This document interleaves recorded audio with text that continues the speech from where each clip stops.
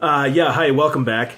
This next video topic is going to be on the subject of fun, play, and ease. Something that I notice out there in the world is that there are way too many people who take themselves way too seriously. I mean, like to the point of being obnoxious and kind of sad.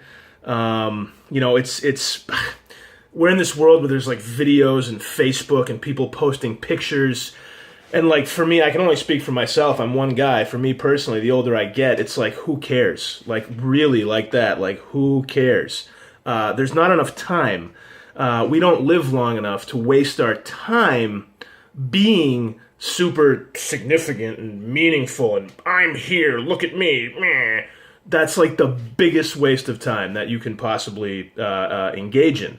And, how can I say this? It took me a long time to clear my mind of all that stuff. And I think for young people, it's common to go through that, especially as teenagers. Your ego takes over and digs in, ask any parent, and pretty much turns you into one of the most obnoxious people on the planet for a brief period of time. And everybody older than you wants to put you on a boat and send the boat out to the middle of the ocean and kind of forget about the boat.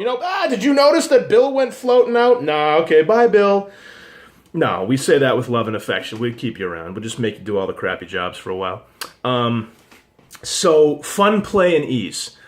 What about fun, play, and ease? Fun, play, and ease is just kind of being weird, being silly, being odd, being strange, being different, and not being afraid to be those things. And when I say different, I'm not talking about like race, religion, culture, all those heavy things. I'm not talking about that. I'm just talking about in and of yourself, you alone in a room or with your boyfriend, your girlfriend, or your whatever friend, just sitting there acting like a goofball, being a fool, being an idiot. There is a huge value to that stuff. And I'll tell you what the value is.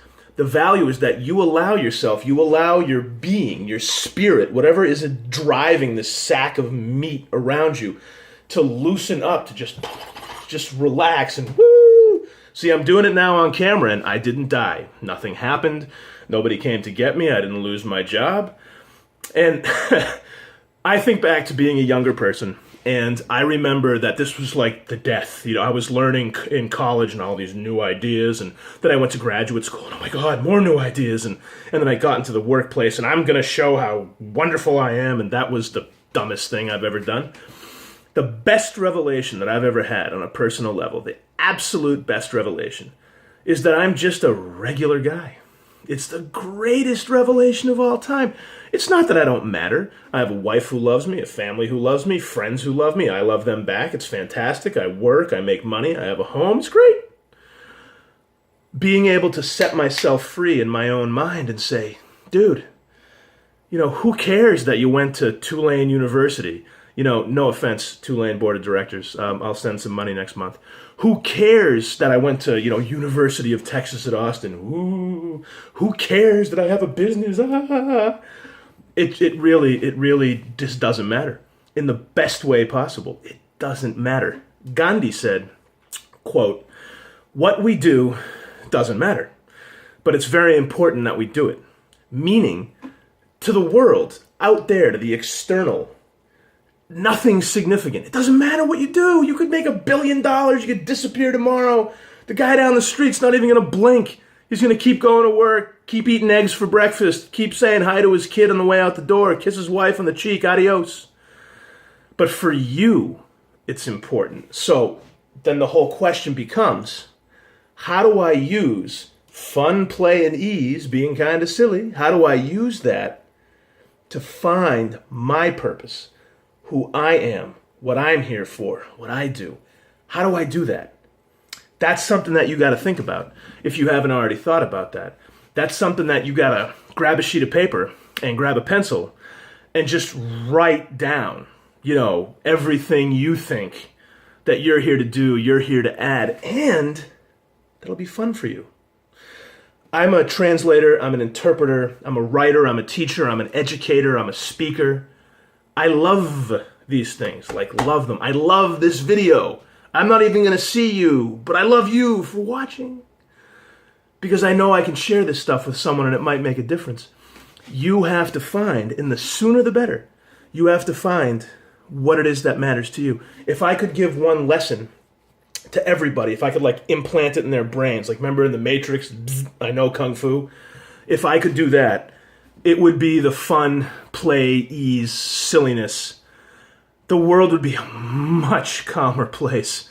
Oh my God, could you imagine? What would it be like? Think about that. What would the world be like if we all were in touch with like our inner goofball at work, in our families, in our parishes, in our mosques, in our temples, wherever we go to spend our time. Imagine, just think, what would that be like? I think it would be much more relaxed and fun and goofy and weird and just interesting. The biggest sadness to me personally, is when I go out there in the world. Like the other day, I go to the liquor store and I walk in the door and I was buying a 6-pack of beer, and the guy behind the counter was a guy probably my age, mid-30s, late 30s, and he had this look on his face. He was like this. He was holding on to something so just tightly. And I'm watching this guy, and he's just so upset, and I smile at him, and I say, "Hey, man, how you doing?" And he goes like this. Like what I say, like, made him mad. Like me being happy made him upset. I don't know if I read into that too much. Maybe not. But I see a lot of people out there who look really frustrated, pent up, upset. And that's not how we were meant to live. And you know what? It's not those people's fault. It's not their fault. Societal programming, crappy school systems, media that's just ridiculous and doesn't give any good or useful messages. People listen to these things. It's not their fault. They haven't had anyone show them and anyone help them to a better way, better path of existence. And as you know, this is sort of our project here at, I don't even know what to call this, Justin and Nas Media, Intro to Life in the 21st Century. The access to happiness is fun, play, and ease. Just be silly. So here's my challenge for you, okay? Here's my challenge. Why is this bald guy with the beard talking at me about this? Here's why. Here's what's important for you. What I want you to do after you watch this video is I want you to go into the bathroom all by yourself where there's a mirror. And I want you to look in the mirror, and I want you to make the stupidest, silliest, most ridiculous face that you possibly can.